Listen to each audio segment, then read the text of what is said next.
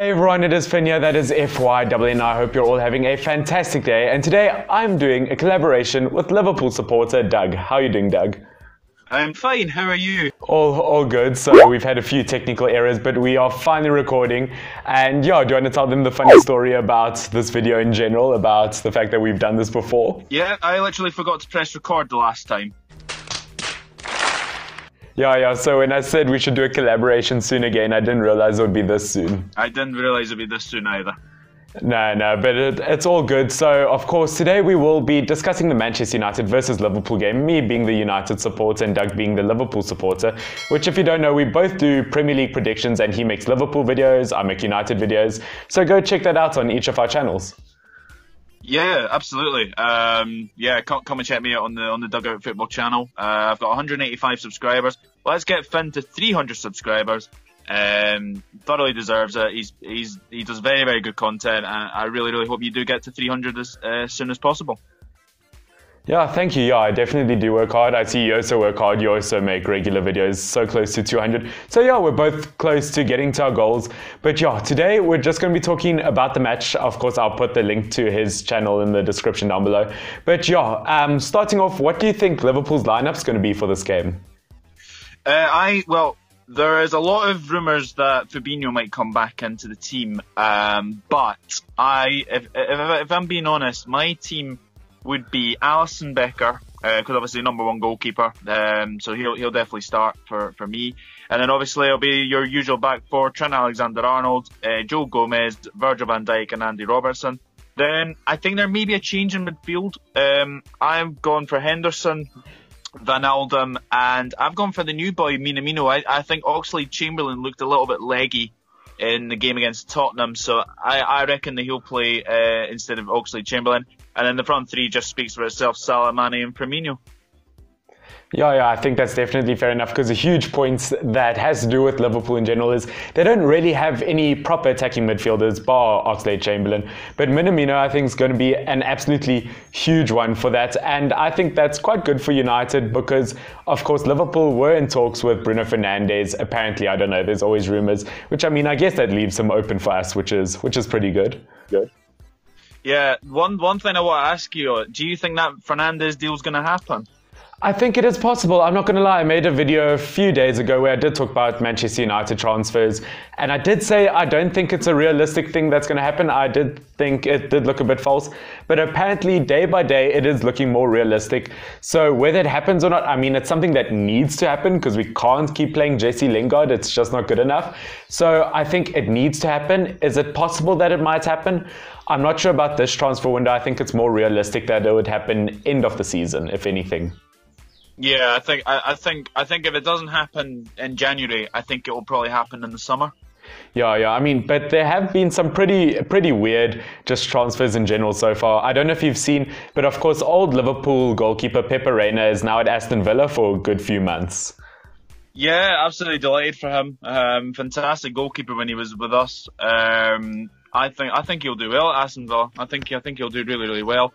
And I think it's someone that Villa need, because obviously with Tom Heaton being out, I think Reina will be a very good goalkeeper for Villa.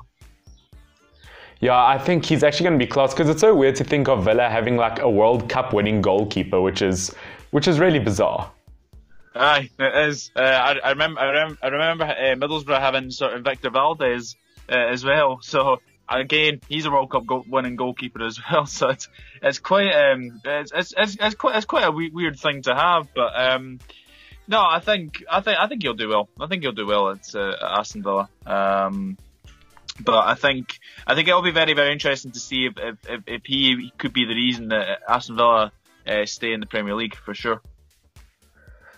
I think he could be a huge factor, because, I mean, Heaton was good, but, I mean, Reina, I mean, he really is successful. But you know what? I think, just going on to my side in terms of my team and that, going from one Spanish World Cup winning goalkeeper to another.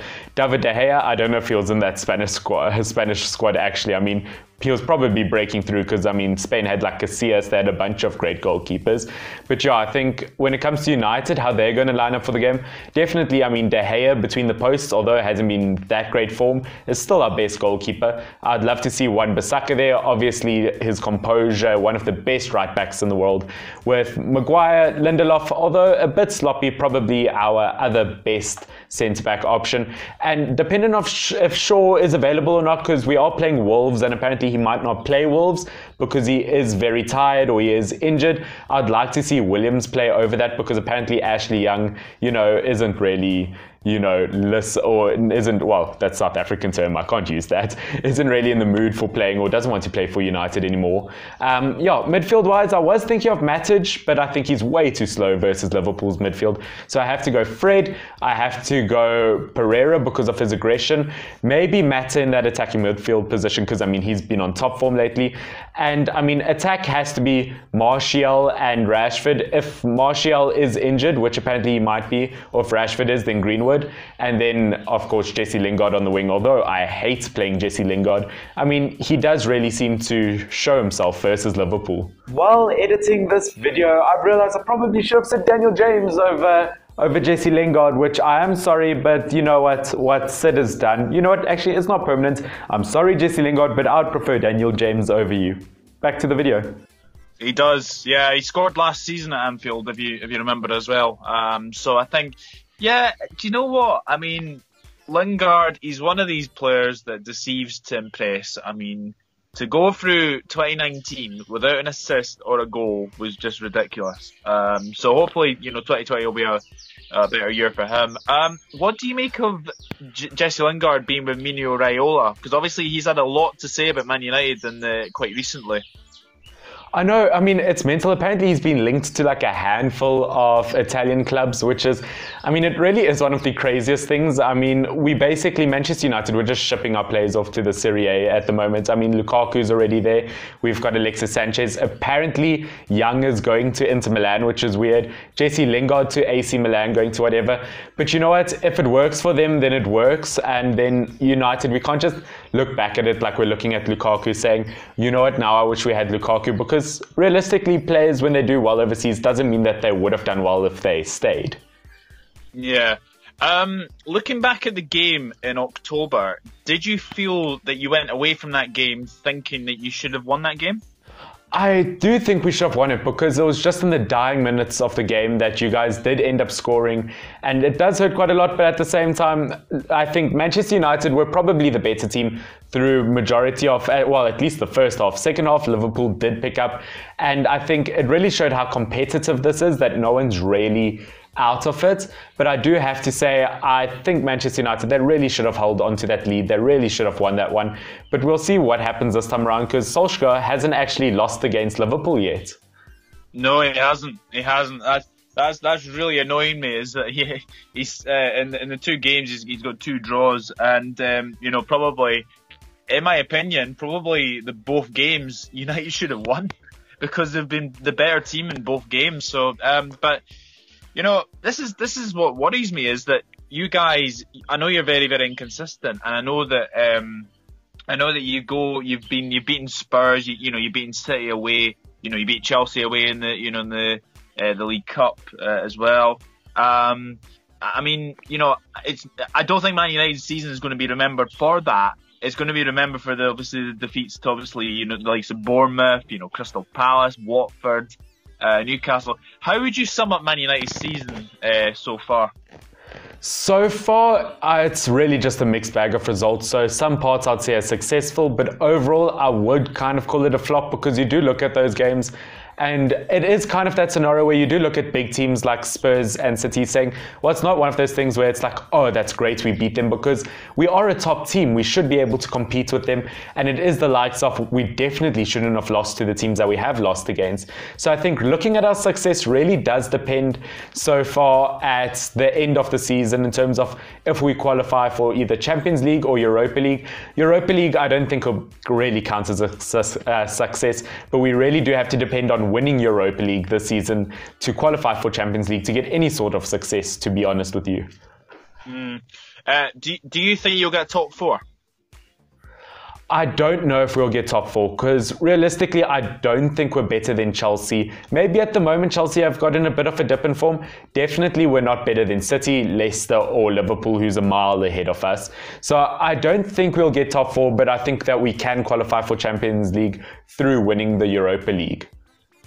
Yeah, I think Europa League is probably the best chance for United to get in the Champions League. And I think yourselves and Arsenal, I think you are having a really, really weird season. And, obviously, like, Ole Gunnar Solskjaer is still at Man United. Obviously, Arsenal have got rid of Emery, brought Arteta in.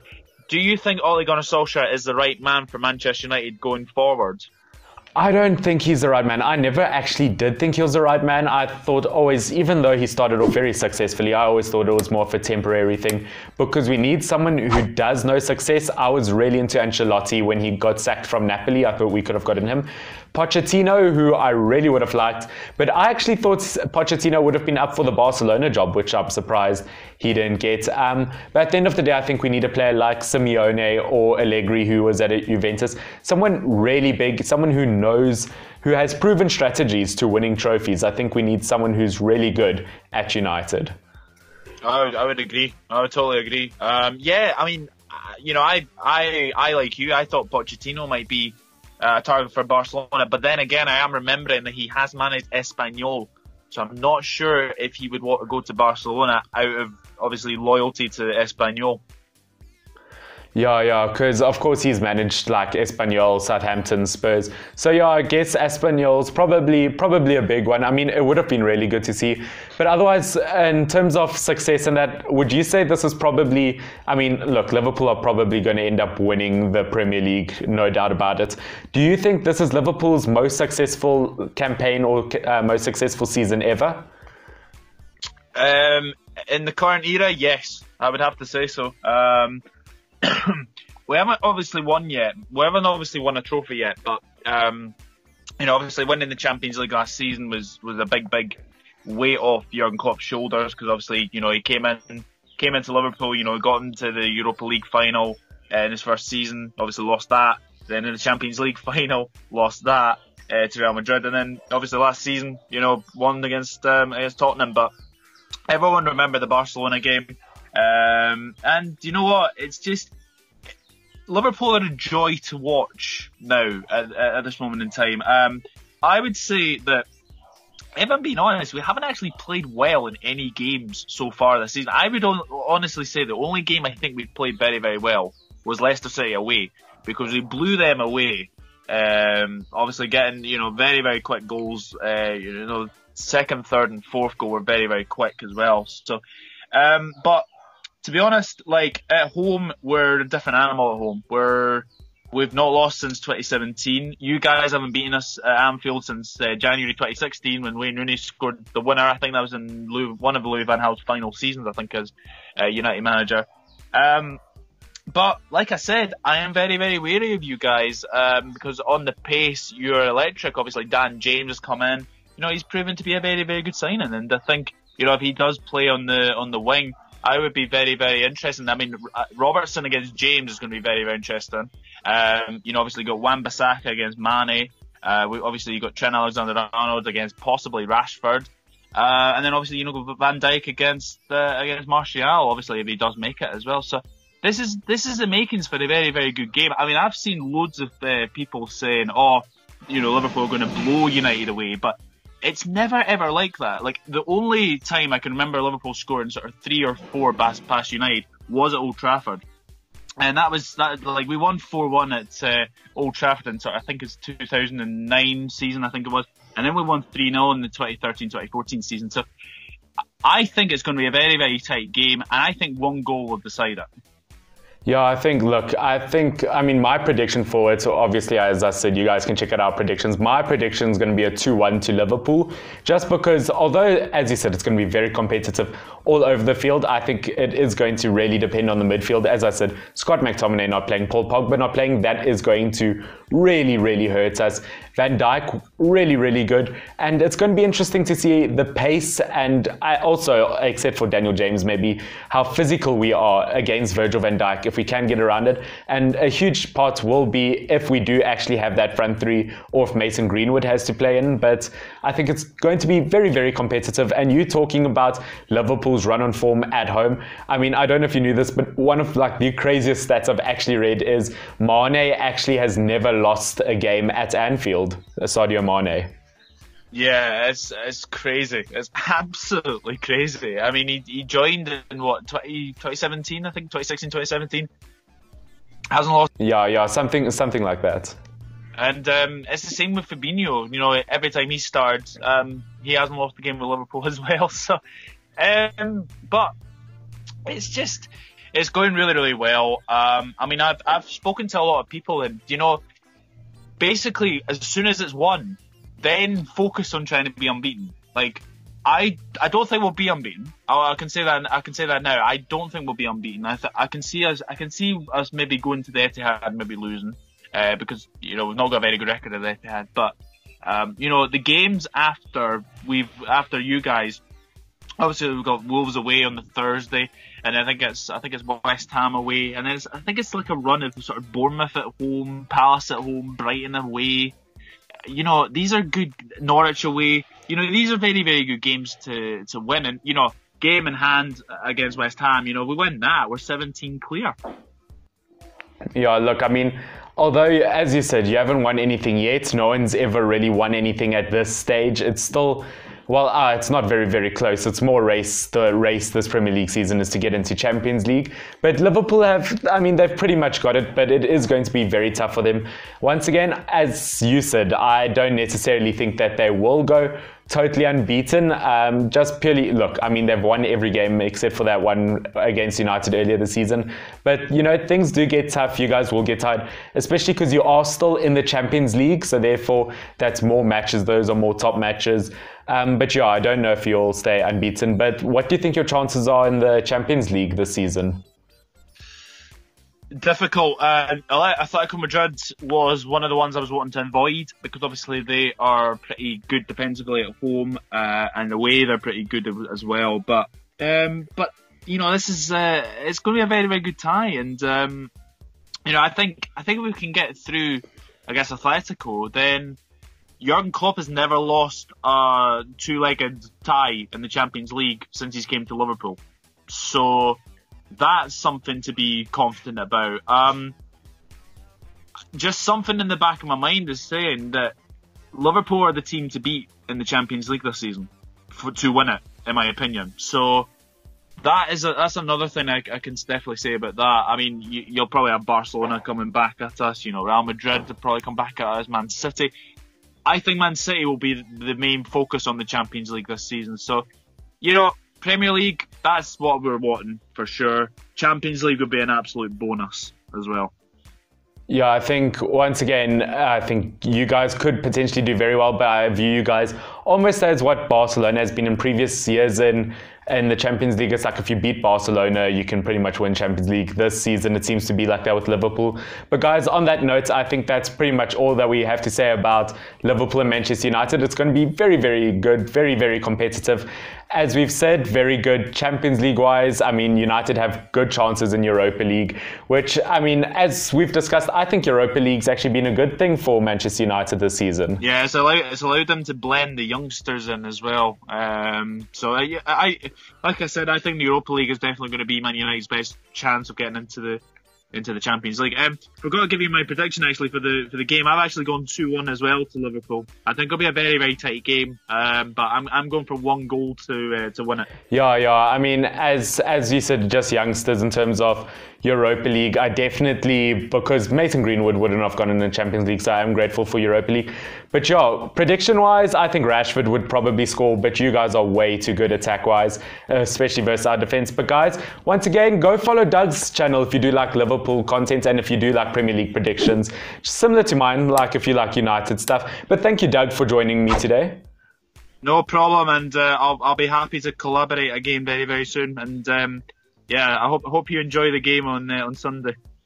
Yeah, definitely will. Yeah, and we do definitely need to collaborate soon, guys. If you want us to talk about anything United, Liverpool related, do put that in the comment section down below. But otherwise, this has been awesome. Thank you so much, everyone, and thank you, Doug.